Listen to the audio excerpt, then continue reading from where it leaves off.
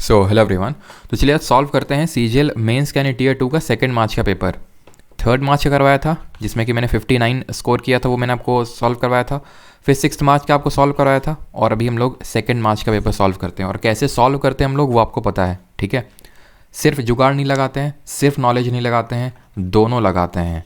और extremist tendency नहीं रखते हैं, मतलब कि नॉलेज का भी यूज़ करेंगे, उससे भी करेंगे, और साथ ही साथ जो जुगाड़ टेक्निक्स हैं जिससे कि आप कम से कम 2 से 3 क्वेश्चंस एक्स्ट्रा करके बाकियों से एक एडेड एडवांटेज ले सकते हैं। और 2 चीज़ें, पहली चीज़, जो स्टूडेंट में जीके पीवाईक्यू सीरीज़ यहाँ पे चल रही है आपकी, ठीक है, जीके पीवाईक्यू सीरीज़ में रेगुलर हैं, इसको अपने टेस्ट के तौर पे दीजिएगा कि आपने अभी तक मात्र 11 लेक्चर किए हैं। और मात्र 11 से मुझे पता है कुछ लोग ऑफेंड हो गए होंगे, सर मात्र 11 बोल रहे हैं और करवा पूरा दी तो इसी से बोल रहा हूँ कि मात्र अभी 11 लेक्चर्स हुए हैं। उन 11 लेक्चर्स के बेसिस पे ही, और अगर आपने ये जो मैंने 2 करवाए थे पेपर, उसमें जो टेक्निक बताई थी, टेक्निक क्या बताई थी, जैसे कि जो एक्सट्रीम कीवर्ड वाले जो स्टेटमेंट होते हैं, यही बताए थे ना। अब जो मैंने आपको पहले बोला था, जो पहले पेपर में बताई थी उसी पे स्टिक रहूँगा, जो भी स्टेटमेंट वाले क्वेश्चन कराऊंगा उसमें, क्योंकि स्टेटमेंट वाले क्वेश्चन करवाना ही मेंस के जो पेपर सॉल्व कर रहा हूँ उसका मेरा मेन टारगेट है। कि वो स्टेटमेंट वाले क्वेश्चन से डरना नहीं है। क्यों नहीं डरना है वो तुम्हें पता है, क्योंकि उनको करने के लिए नॉलेज नहीं, जुगाड़ या फिर टेक्निक लगती है। और जुगाड़ कैसे लगाते हैं वो मैं आपको बता चुका हूँ। उसी के साथ स्टिक रहूँगा कि एक्सट्रीम कीवर्ड वाले जो स्टेटमेंट होते हैं, ओनली, ऑल, ऑलवेज, जनरली गलत होते हैं। जर्नलिस्टिक वाले जो कीवर्ड वाले स्टेटमेंट होते हैं, मे, माइट बी, ये सही होते हैं। फिर जहाँ पे भी डेटा या फिर फैक्ट लिखा हो वहाँ पे थोड़ा सा आपको अलर्ट हो जाना है। और अगर बहुत एब्सर्ड डेटा लिखा हो उसको फिर एनालाइज करना है थोड़ा रीजनिंग पर्सपेक्टिव से कि क्या ये डेटा बहुत ज़्यादा एब्सर्ड है या फिर ठीक है। अगर ठीक है तो स्टेटमेंट सही, और अगर नहीं है तो स्टेटमेंट गलत। अब ये सब करते हुए अगर हम 5 क्वेश्चन भी, मैं ये नहीं कर रहा हूँ कि आप 100% सारे क्वेश्चन एकदम उड़ा दोगे या फिर 100% जगह ट्रिक काम कर जाएगी, लेकिन ये मैं डेफिनेटली बोल सकता हूँ कि 90% जगह तो बिल्कुल काम करेगी ही करेगी। 5 क्वेश्चन अगर आप अटेम्प्ट करते हैं, उनमें से मान लेते हैं 2 भी गलत हो जाते हैं, 3 भी सही होते हैं, तो मुझे बताने की ज़रूरत नहीं है नेट में आपको क्या मिलेगा, पॉजिटिव कि नेगेटिव, ठीक है। तो उसमें कोई वो नहीं है। और नहीं आपको सीखना है तो वो आपकी वो है कि नहीं भाई हम तो देखेंगे ही नहीं, हम तो नॉलेज में, और ये मुझसे लिखवा के ले लीजिए सारे क्वेश्चन 25 में से कभी हो ही नहीं पाएगा। चाहे जितना ज्ञान ले लो, चाहे सिविल सर्विसेज के एस्पिरेंट को बिठा दो कि वो ज्ञान के बेसिस पे, नॉलेज के बेसिस पे कर देगा, हाँ वो इस बेसिस पे करेगा क्योंकि उसने ऑप्शन एलिमिनेशन यूपीएससी के पढ़ते वक्त चीज़ें कर रखी हैं और वो मैंने कर रखा है, इस वजह से वो चीज़ मैं आपके साथ शेयर करना चाहता हूँ, ठीक है। और ये मैं क्यों बोल रहा हूँ, जो जीके पीवाईक्यू सीरीज़ में रेगुलर उनको ये अटेम्प्ट करना, बिकॉज अभी आप देखेंगे कि सिर्फ जो 11 लेक्चर्स में किया है उसी के बेसिस पे ही आप यहाँ पे कितने क्वेश्चन कर पाते हैं ये मैं नहीं बताऊंगा, आप कमेंट सेक्शन में लिख के बताएंगे कि यहाँ पे जो भी स्टूडेंट फर्स्ट सेशन से लेके 11 सेशन तक रेगुलर है, जहाँ पे हम लोग जीके के सिर्फ पीवाईक्यू कर रहे हैं और किस तरह से कर रहे हैं आपको पता है, तो आप बताइएगा, ठीक है। वो आपके अंदर ये एक तरह का टेस्ट भी है, एक तरह से जो लोग सीजीएल के से टीयर 2 दिए है उसे डरते हैं, अगर आप देने वाले हैं आगे तो उन सभी के लिए लेक्चर्स हैं। चलिए स्टार्ट करते हैं, ठीक है। ध्यान से करना, पहला ही स्टेटमेंट वाला क्वेश्चन टपक गया। Which of the following statement is or are correct regarding changes to Atal pension Yojana scheme done in 2022। तो कुछ चेंजेस किए गए हैं अटल पेंशन योजना स्कीम में, उसके रिगार्डिंग स्टेटमेंट है। अब यहाँ पे लाइव क्लास तो चल नहीं रही है तो वीडियो पॉज करो और देखो कि क्या है जो अभी मैंने आपको पहले लेक्चर्स में जो चीज़ें सिखाई थी उसको इंप्लीमेंट करो। चलो मैं पढ़ता हूँ, अगर मैं अटैम्प्ट करूँगा, मुझे नहीं पता है क्वेश्चन, मैंने अटल पेंशन योजना स्कीम जो आई थी, अगर आप ये एक्सपेक्ट कर रहे हैं कि उसका एक एक प्रोविजन पढ़ना पड़ेगा तो गलत हैं आप। वो आपसे ये टेस्ट नहीं कर रहा, नॉलेज आपका टीयर में टेस्ट कर चुका कि आप कितना रट सकते हैं। अब थोड़ी सी समझ भी चेक कर रहा है आपकी वो, ठीक है, कि चीज़ों को रीजनिंग पर्सपेक्टिव से भी देख सकते हैं कि नहीं, कि कोई भी अंडरस्टैंड बोल के आपको चला गया और आपने मान लिया। According to the new criteria any citizen who is or has been an income taxpayer shall not be eligible to join Atal Pension Yojana after 1 October 2022, ठीक है, पता नहीं। Subscribers would receive the guaranteed minimum monthly pension of 1000, 2000, 3000, 4000, 5000 age of for the age of 10 years. अब इसी 5000 की मैं 6000 कर दूंगा, तुम्हें पता चलेगा क्या कि तुमने इतना ढंग से पढ़ा होगा। अगर मान लेते हैं तुमने एक एक प्रोविजन पढ़ा भी होगा, ठीक है, अच्छी बात है पढ़ा है, लेकिन तुम्हें पता चलेगा 6000 में कर दूंगा, नहीं पता चलेगा। As per the new rule subscribers can make contributions to Atal pension Yojana on a monthly basis only. यहाँ मेरा दिमाग खटकेगा, सिर्फ मंथली बेसिस पे ही कर सकते हैं। पहला स्टेटमेंट आप बोल रहे हैं कि इनकम टैक्स पेयर वाले एलिजिबल नहीं होंगे, मतलब कि इसका मतलब क्या है, इनकम टैक्स भरते हैं मतलब कि अमीर हैं थोड़ा सा, यानी कि अमीर लोग एलिजिबल नहीं, गरीब वाले हैं। और गरीब वालों के लिए कह रहे हो नहीं नहीं नहीं, मंथली भरोगे, मंथली ही तुम्हें जमा करना पड़ेगा। ऐसा कंट्रीब्यूशन, अगर तुम्हें पेंशन चाहिए तो मंथली कंट्रीब्यूशन देना होगा। हम 6 महीने, 1 साल वाला ऐसा कोई गवर्नमेंट स्कीम बनाएगा क्या? कि भाई एक तो गरीबों के लिए बना रहे हैं और नहीं उसमें आप मंथली बेसिस पे नहीं कर सकते, उसमें मंथली बेसिस पे ही करना है। अगर मंथली बेसिस पे नहीं किया तुम्हारे लिए स्कीम नहीं है। गरीब लोगों के पास तो भाई ऐसे ही पैसा आता है ना कि इकट्ठा करके कभी आ गया 6 महीने में, 2 महीने में, तो ये मंथली बेसिस पे ही होगा ओनली। ये स्टेटमेंट गलत होगा। और अगर तीसरा वाला स्टेटमेंट गलत हो गया, इसको आप यहाँ पे एक सेकेंड, हाँ, तो इसको आप ABC करके भी लिख सकते हो, ठीक है। ये A को मान सकते हो, B को मान सकते हो और ये C मान सकते हो, ठीक है, ABC। तो यहाँ पे अगर C वाला गलत हो गया, ख़त्म, इसी को पकड़ना था बस। SSC आपसे ये एक्सपेक्ट करता है कि आप थोड़ा सा लॉजिकली सोच सकें। अगले क्वेश्चन पे आते हैं। आइडेंटिफाई द करेक्ट स्टेटमेंट, इसमें से सही कथन का पहचान करना है। तार का प्रतिरोध तार की लंबाई और घनत्व पर निर्भर करता है, ठीक है। यानी कि रेजिस्टेंस ऑफ, आप पढ़ लीजिए, ठीक है। Specific resistance is the same for all conductors. Resistance of a wire depends on the length and cross section of the wire. Specific resistance is dependent on the cross sectional area of the wire.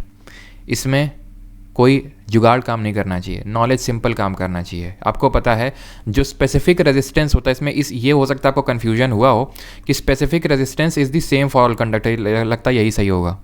Specific जो resistance होता है वो एक independent चीज़ है, बिल्कुल बात सही है कि वो डिपेंड नहीं करता है कि भाई क्रॉस सेक्शन कितना होगा, लेंथ कितना होगा, लेकिन it is same for a particular conductor but not for different conductor. जैसे मैं कॉपर का लूँगा तो कॉपर का मैं चाहे जितना मोटा ले लूँ, चाहे जितना एरिया का ले लूँ, उसका स्पेसिफिक रेजिस्टेंस कभी नहीं बदलने वाला। वो डिपेंडेंट है ही नहीं उन चीज़ों पे।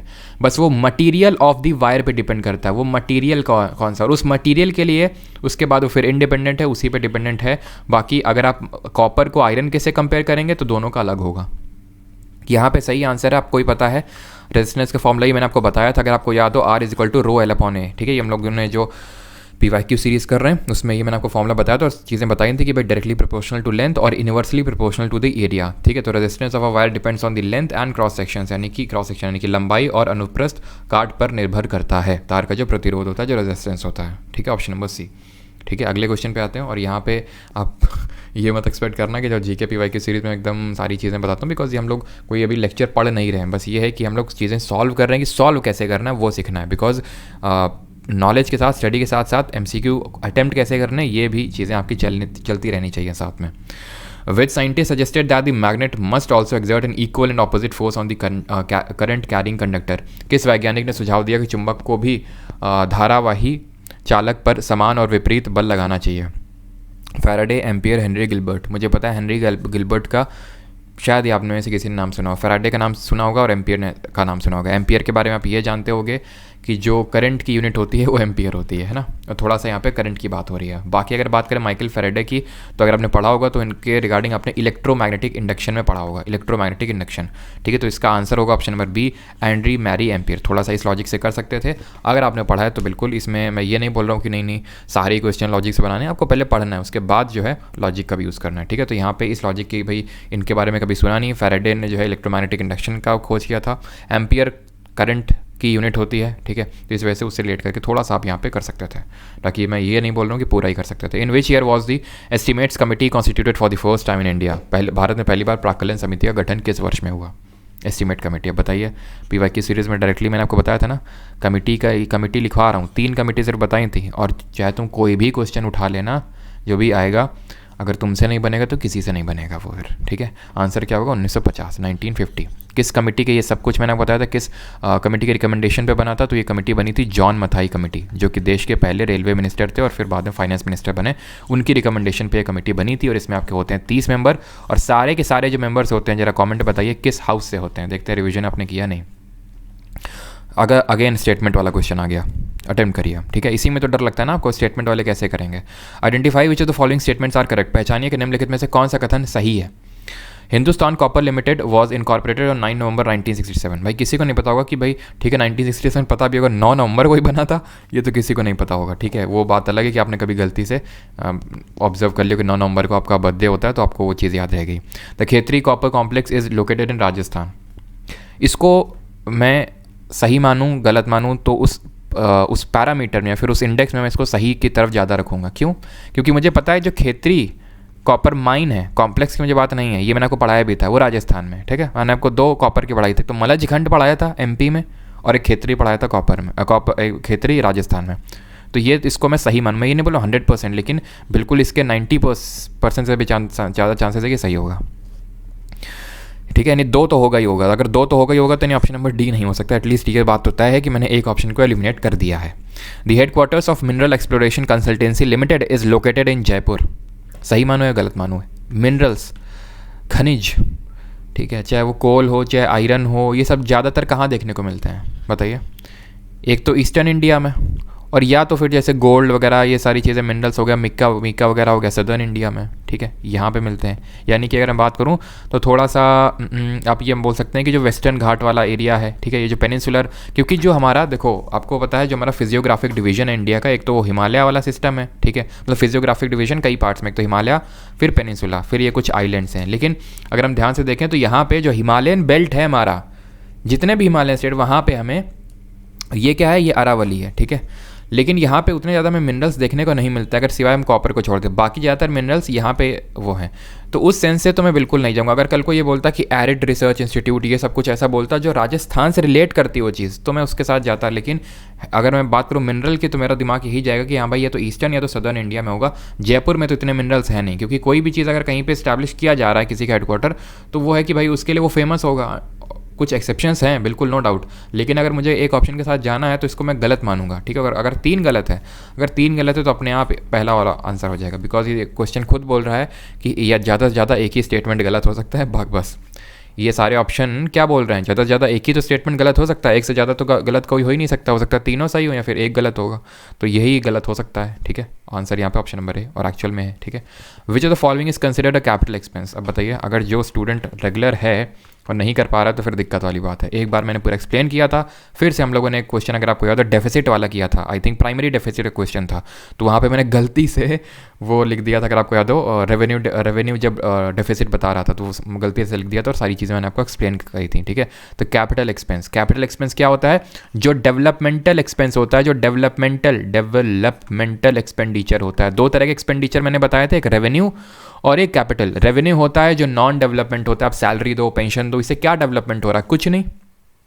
और अच्छा ये बताओ, जो पहले प्लान और नॉन प्लान एक्सपेंडिचर हुआ करता था रेवेन्यू और कैपिटल से पहले, तो उस कैटेगरी में प्लान में रखेंगे या फिर नॉन प्लान में रखेंगे? पेंशन और इन सबको, पेमेंट ऑफ सैलरी सब्सिडी को किस में रखेंगे? ठीक है, बताइए कमेंट में।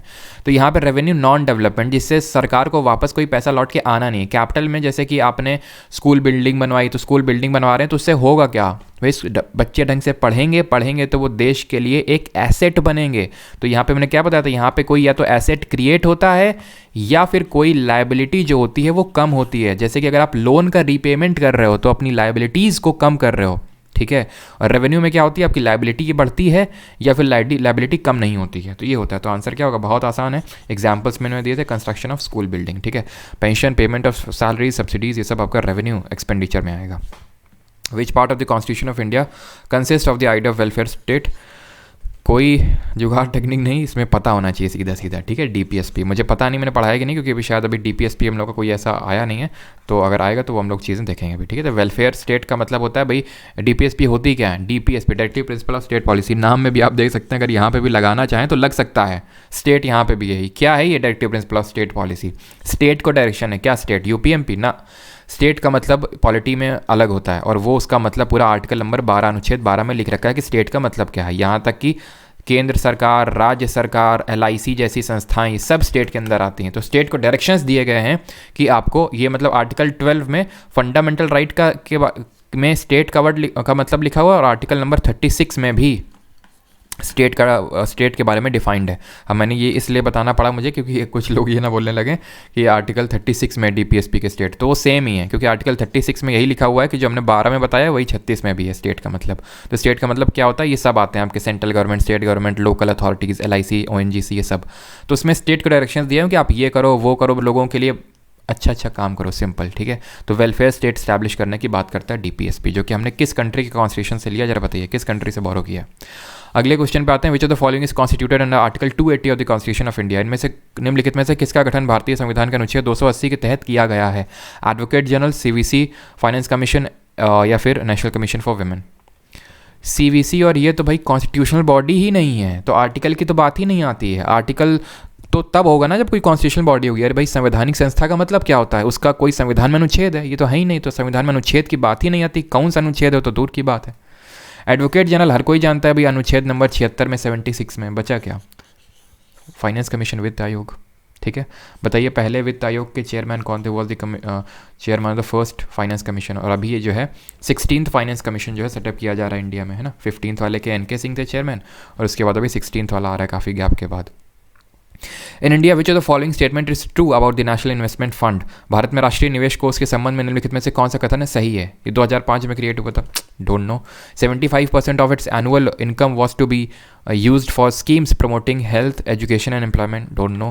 It was dissolved in 2018, इसे 2018 में भंग कर दिया गया था। बताइए अब अगेन यहाँ पे अब क्या लॉजिक लगा सकते हैं, ये दो स्टेटमेंट में तो भाई कोई श्योरिटी आप बता नहीं सकते कि भाई ये रिसेंट में तो कोई क्रिएट हुआ नहीं है, लेकिन 2018 में इसको भंग क्यों कर दिया गया होगा, क्या हुआ ऐसा 2018 में भंग, क्या क्या हुआ था। 5 ईयर प्लान एक तरह से भंग हो गए, ख़त्म हो गए, नहीं होते हैं अब। ठीक है, 2000 कब हुए थे, ये 14 में। प्लानिंग कमीशन भंग हो गया 2014 में, क्यों, क्योंकि 2014 में मोदी सरकार आई थी, मोदी गवर्नमेंट आई थी, तो उसने जो भी उसको सही नहीं लग रहा था, जो कांग्रेस के टाइम से चल रहा था, उसको उसने 2014 में ख़त्म कर दिया।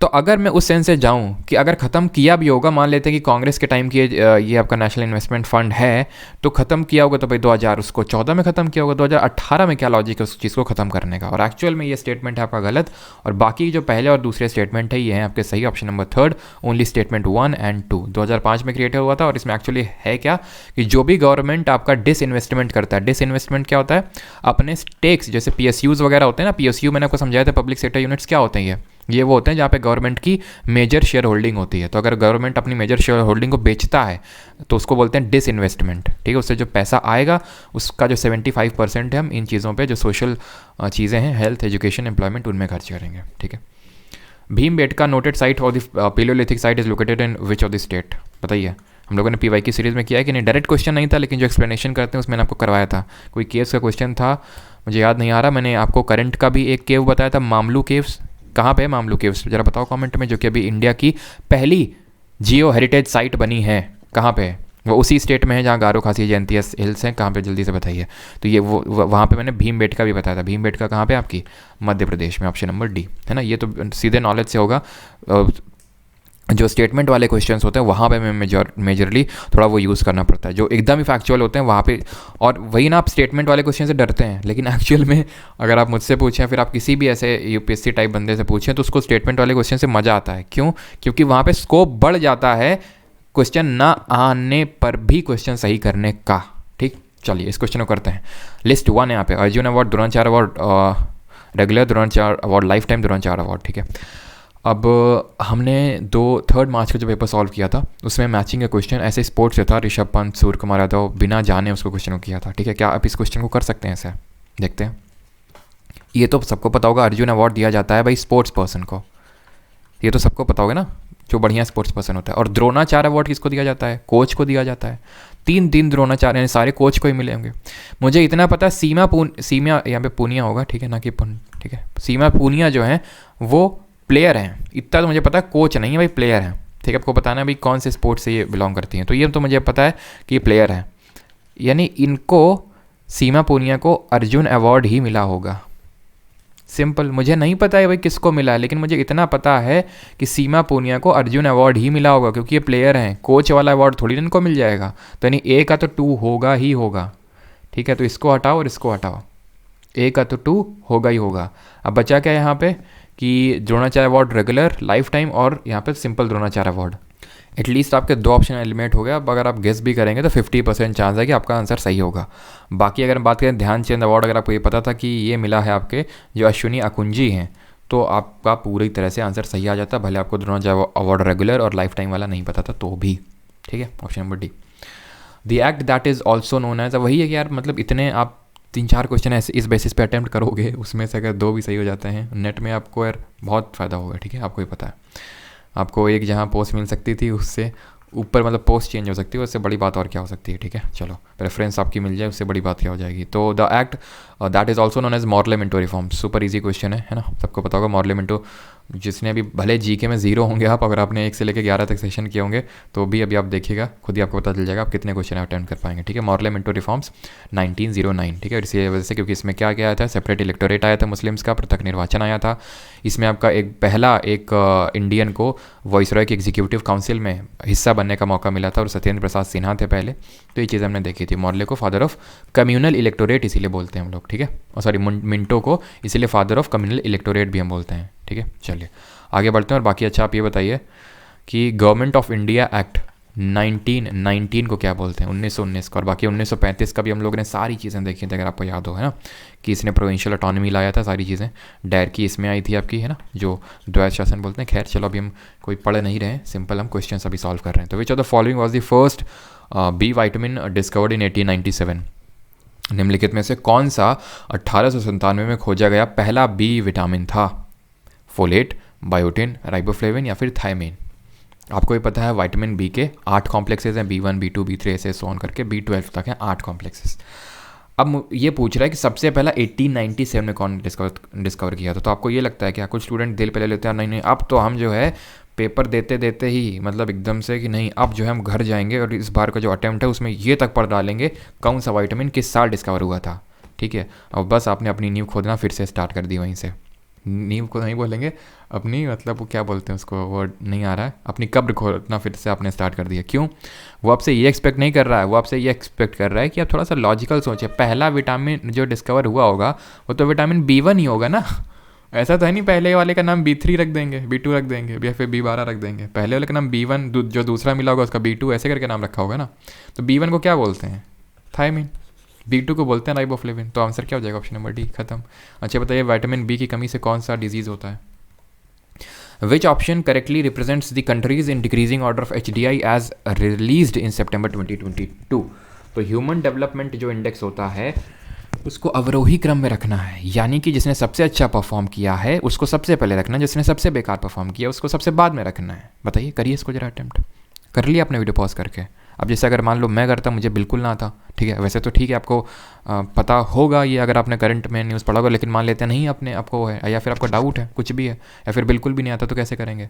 तो ये मेरा सिंपल क्या लॉजिक जाएगा कि भाई मैंने जितने आज तक रिपोर्ट पढ़े हैं मैं किसको टॉप पे देखता हूँ? जो आपके नॉर्डिक कंट्रीज़ है। नॉर्डिक कौन सी कंट्रीज़ होती हैं? नॉर्डिक कंट्रीज़ वो जो नॉर्थ पोल वाली हैं, जिसमें कि नॉर्वे आता है, फिनलैंड आता है, डेनमार्क आता है, स्विट्ज़रलैंड आता है, ये सारी कंट्रीज़ ही तो टॉप में होंगी, इससे तो एग्री करोगे ना। नाइजर कैसा देश है? अफ्रीकन देश तो सबसे नीचे रहता है, ये भी तुम जानते होगे। तो भाई ये वाला तो ऑप्शन हो नहीं सकता है। जापान के बारे में इतना जानता हूँ कि ये बस हेनली पासपोर्ट जो इंडेक्स आता है उसमें हमेशा टॉप करता है हर बार, लेकिन बाकी इंडेक्स में तो नहीं। 2 ऑप्शन चले गए, स्विट्ज़रलैंड, डेनमार्क, जापान, नाइजर चुनूँ या फिर डेनमार्क, जापान, स्विट्ज़रलैंड, नाइजर? इसको चुनूँगा मैं इसी रीज़न की वजह से, क्योंकि जो आपकी ये कंट्रीज़ रहती हैं स्विट्ज़रलैंड, डेनमार्क, ये सब टॉप पे रहती हैं। जापान वगैरह आती हैं, फिर चाइना वगैरह आती हैं, फिर हमारे इंडिया पाकिस्तान आते हैं और इसके बाद अफ्रीकन नेशंस आते हैं, ये रहता है। और ऊपर से ह्यूमन डेवलपमेंट इंडेक्स, यानी जो जितना थोड़ा सा अमीर देश होगा, जो जितना छोटा देश होता है, स्विट्ज़रलैंड, डेनमार्क क्यों टॉप करते हैं? बहुत छोटे देश हैं, पॉपुलेशन बहुत कम है, बहुत डेवलप्ड देश हैं, इसलिए, ठीक है। अगले क्वेश्चन पे आते हैं 15th। Which of the following options is correct regarding the sexually transmitted disease? STDs are infections transmitted from an infected person to an uninfected person through sexual contact. HIV, HPV and hepatitis B virus is responsible for STD. STD मतलब sexually transmitted disease, है ना। चलो तो statement A को पढ़ते हैं। क्या कोई डेटा है, क्या कोई फैक्ट है, क्या कोई एक्सट्रीम कीवर्ड है? नहीं, डिफाइन कर रहा है। हमेशा याद रखना किसी भी चीज़ की जो डेफिनेशन है जनरली सही होती है। ज़्यादातर आप 99.99% बोल सकते हो कि ये किसी भी चीज़ को अगर डिफाइन किया गया अनटिल अनलेस की कोई बहुत ही वियर्ड सी चीज़ उसमें बोल दी गई है वो सही होती है। ये STD को डिफाइन नहीं किया गया है, सिंपल। क्या कुछ ऐसा है क्या जो इसको गलत बना सकता है? नहीं है। HIV, HPV आपको ही पता है भाई, ये जो एड्स, जैसे एड्स होता है एक्वायर्ड इम्यूनोडेफिशिएंसी सिंड्रोम, तो ये एक सेक्शुअल बीमारी ना, सेक्शुअल कॉन्टैक्ट से फैलती है। इसके लिए वायरस कौन सा रिस्पॉन्सिबल होता है? HIV रिस्पॉन्सिबल होता है, ठीक है। तो उस लॉजिक से आप इसको भी सही कर सकते थे। वैसे जो आपका हेपेटाइटिस बी होता है ना, इसका जो भी फैलता है वो भी जो बॉडीली फ्लूइड्स होते हैं जो या फिर सेक्सुअल कांटेक्ट उनके थ्रू भी फैलता है, ठीक है। बाकी आप एड्स वाले को HIV से रिलेट करके यहाँ पे कर सकते थे, इसको बोथ दोनों यहाँ पे सही होंगे, ऑप्शन नंबर सी, ठीक है। जरा बताइए एड्स डे हम कब सेलिब्रेट करते हैं, कौन से दिन मनाते हैं? What do you call the type of drugs that mimic the natural messenger by switching on the receptor. आप उस प्रकार की औषध को क्या कहते हैं जो प्राकृतिक संदेशवाहक की नकल करके ग्राही को सक्रिय कर देता है। एंटी डिप्रेसेंट्स, डिप्रेसेंट्स, एगनिस्ट या फिर एंटागनिस्ट, बताओ क्या होगा इसका। तो एंटी या फिर एंटो जो वर्ड है, पहली बात क्वेश्चन है टफ, जो लॉजिक है, टेक्निक है, जुगाड़ है, काम करेगा बहुत कम, लेकिन फिर भी क्या कर सकता है वो बता रहा हूँ। तो ये मत दिल पे कुछ लड़के, कुछ बच्चे ले लेते हैं, कुछ लोग ले लेते हैं कि नहीं नहीं ऐसे कैसे, मतलब ऐसे कैसे हो जाएगा। तो मैं बस तरीका बता रहा हूँ कि ऐसे सोचा जा सकता है, ठीक है। तो एंटी एंटा जो वर्ड है ये किसी चीज़ के अगेंस्ट में, किसी चीज़ को नलीफाई करने के लिए, जैसे कि एंटी डिप्रेसेंट, जब डिप्रेशन होगा तो एंटी डिप्रेसेंट लेंगे, ठीक है। एंटी, तो यहाँ पे क्या कुछ ऐसा टाइप फील आ रहा है क्या, वो टाइप नहीं है। और एक्चुअल में इसका आंसर जो है एगनिस्ट है। आई अगेन रिपीट, ये क्वेश्चन आसान नहीं है। अगर थोड़ा सा लगता है तुरंत छोड़िए क्वेश्चन को, ये गलती मत करिए जो मैंने कोई बोला था कि अगर वो मैंने गलती ना करी होती भाई, ठीक है, तो और नंबर बढ़ सकते थे। तो यही है कि फर्जी की गेसिंग नहीं करनी है। ये जो अभी कर रहे थे वो लॉजिकल है, जो नॉलेज गैदर किए हैं उसका यूज़ करके उसको सॉल्व कर रहे हैं। अक्कड़ बक्कड़ बम्बे बोल नहीं कर रहे हैं यहाँ पे हम, ठीक है। तो इसको सीधा स्किप करिए। वैसे आंसर इसका एगनिस्ट होगा। एगनिस्ट में होता क्या है कि जो रिसेप्टर है उसके साथ चिपक के वही ऐसा ही मिमिक करता है जैसे कि कोई अदर सब्सटेंस रिसेप्टर के साथ चिपक के वो करेगा, मतलब जो भी हरकतें करेगा। 17th, identify a type off season that is not a part of the 4 seasons of India. उस प्रकार के मौसम की पहचान करें जो भारत के 4 मौसमों का हिस्सा नहीं है। Cold weather season, hot weather season, south west monsoon season या फिर साउथ ईस्ट मानसून सीजन। बहुत आसान क्वेश्चन है। ठंड वाला एक, हमारे भारत में कितने सीज़न होते हैं, एक ठंडी वाला है, गर्मी वाला, एक बरसात वाला। ठंडी, गर्मी, बरसात, तो ये भी तो बरसात है, ऐसी बरसात होती नहीं है। साउथ वेस्ट मानसून होता है, तो मैं पढ़ा भी चुके हैं ना, साउथ वेस्ट डायरेक्शन से आता है। और एक मानसून होता है नॉर्थ ईस्ट मानसून होता है, जिसको रिट्रीटिंग मानसून बोलते हैं। साउथ ईस्ट मानसून करके तो कोई मानसून नहीं होता है, ठीक है। तो आंसर यहाँ पे ऑप्शन नंबर डी होगा। कौन सा नहीं है ये पूछ रहा है, ठीक है। बताइए मुझे कॉमेंट में कि विंटर्स में जो रेनफॉल होती है वो क्यों होती है। ये सारा आपका रिवीजन हो रहा है, ठीक है। विंटर्स में रेनफॉल क्यों होती है। 18th नंबर, which of the following statements are correct regarding the benefits of the retired president of India. तो इनमें से कौन सा स्टेटमेंट सही है रिगार्डिंग जो रिटायर्ड प्रेसिडेंट को, एक जो राष्ट्रपति सेवानिवृत्त हो चुका है, उसको क्या क्या यहाँ पे फ़ायदे मिलते हैं, लाभ मिलते हैं। The former president of India will also be entitle to a monthly pension of 2.5 lakh. मुझे नहीं पता भाई, किसको पता है, कोई है यहाँ पे जिसको पता है कि भाई कितनी पेंशन किसको मिलती है। ही और she is entitled to a secretarial staff comprising a private secretary, a personal assistant and additional private secretary, 2 peons and office expenses up to 1 lakh per annum. कोई है यहाँ पे जिसको पता है कितने चपरासी, कितने असिस्टेंट सब मिलते हैं, नहीं पता होगा। ही और she is also entitle to free highest class travel anywhere in India accompanied by 1 person by rail, air और स्टीमर। यहाँ पे ऐसा नहीं है, फैक्ट नहीं है। यहाँ पे ऐसा नहीं है, डेटा नहीं है, डेटा भी है, फैक्ट भी है, ठीक है। लेकिन कोई एक्सट्रीम डेटा फैक्ट या फिर कोई ऐसा एब्सर्ड डेटा फैक्ट नहीं है, ठीक है। इस वजह से यहाँ पे तीनों ही स्टेटमेंट जर्नलिस्टिक हैं और आपके तीनों ही स्टेटमेंट यहाँ पे सही है। Option number D, A, B and C. अगले क्वेश्चन पे आते हैं। In which year did Albert Einstein predict a new state of matter, the Bose-Einstein condensate, based on a quantum formulation by the Indian physicist Satyendra Nath Bose। तो आपको पता है 3 state of matter पहले थे, solid, liquid, gas, फिर आपका plasma आया चौथा, और 5th स्टेट ऑफ मैटर आया जो हमारे बोस जी इंडिया के और आइंस्टीन जी ने ये बनाया, बोस आइंस्टीन कंडेंसेट। इसको 1924 से बनाया। कोई इसमें आई थिंक मेरे अकॉर्डिंग तो नहीं काम करेगा। बाकी अगर आपको लगता है कि इसमें कोई लॉजिक काम कर जाएगा तो आप कमेंट सेक्शन में ज़रूर शेयर करिएगा। किसी भी क्वेश्चन में जो भी अभी मैंने करवाया, अगर आपको लगता है जैसे मैंने पहले करवाया था, तो एक क्वेश्चन जो है उसमें मैंने कोई लॉजिक नहीं बोला, तो इसमें बोला था लॉजिक काम करेगा नहीं करेगा मेरे अकॉर्डिंग। तो कुछ लोगों ने बताया सर इस तरह से लॉजिक काम कर जाएगा, तो वही मैं चाहता हूँ कि आप अपना भी दिमाग लगाएं, ठीक है। Question number 20, identify which of the following statement about agriculture in India are correct. Agriculture regarding कौन सा स्टेटमेंट सही है। राबी क्रॉप्स की जो बुआई होती है अक्टूबर नवंबर में और कटाई अप्रैल जून में होती है। इसके एग्जाम्पल हैं पैडी यानी धान, मेज़, ग्राम, सोयाबीन, मस्टर्ड। और औस, अमन, बोरो इसकी 3 क्रॉप्स हैं असम, वेस्ट बंगाल और उड़ीसा में। मान लेते हैं आपको नहीं पता औस, अमन, बोरो इसकी पैडी की वैरायटीज़ हैं, फिर भी आप इतना तो पता होगा ना कि राबी की बुआई, और ये सब लोग पढ़ भी चुके हैं कि राबी की बुआई अक्टूबर नवंबर के टाइम पे होती है। और जो आपका होली का टाइम आता है, होली के बाद उसकी आपकी कटाई चालू हो जाती है राबी। जैसे गेहूँ इसका सबसे बेस्ट एग्जाम्पल है। धान, मेज़, ये सब सारे के सारे जो यहाँ पे लिखे हुए हैं, अगर हम देखें मस्टर्ड को अगर छोड़ दें, ठीक है, मस्टर्ड को अगर छोड़ दें तो मस्टर्ड और सोयाबीन को, तो पैडी, मेज़, ग्राम ये सब आपकी कैसी हैं, खरीफ, ठीक है, ये खरीफ फसल हैं। तो दूसरा वाला तो गलत हुआ, दूसरा गलत हुआ, खट खट खट। इन स्टेटमेंट इनमें तो यही तो फ़ायदा होता है, एक आपने अगर गलत पकड़ लिया, बाकी पता है नहीं पता डजंट मैटर, सही हो गया आपका आंसर, ठीक। तो अभी आप एक नई चीज़ सीख लो, ओसमन बोरो पैडी की वैराइटीज़ हैं असम, वेस्ट बंगाल और उड़ीसा में, ठीक है। अच्छा ये बताइए, खरीफ जो क्रॉप्स होती हैं उनको और किस नाम से जानते हैं, मैंने आपको पढ़ाया था, बताइए। अगले क्वेश्चन पे आते हैं 21। Which state recorded the lowest literacy rate in the 2011 census. 2011 के सेंसस में सबसे लोवेस्ट लिटरेसी किस स्टेट की रही, बताइए।